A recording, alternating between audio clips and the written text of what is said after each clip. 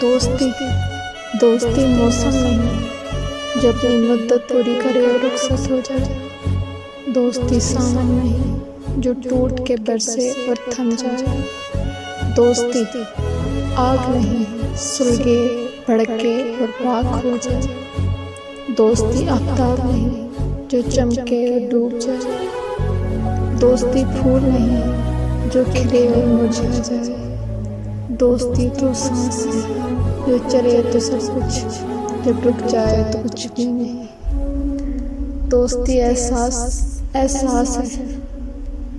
दोस्ती वो रिश्ता है जो कभी नहीं टूटता। दोस्ती मोहब्बत प्यार हर रिश्ते से ऊपर होती है। दोस्ती जैसा पुरखुलूस रिश्ता कोई हो ही नहीं सकता। समझें तो दोस्ती मोहब्बत से बढ़कर है। मोहब्बत एक बार छोड़ सकती है आप कदम, पर दोस्ती कभी आपका साथ नहीं छोड़ती।